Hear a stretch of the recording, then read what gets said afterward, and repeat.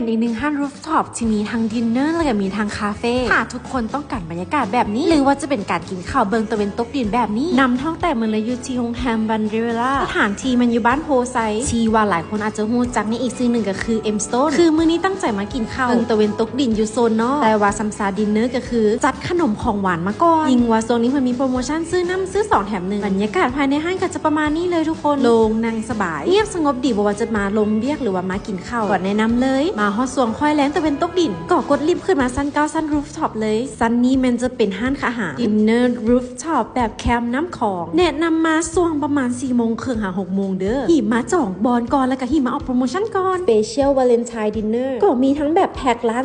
299,000และ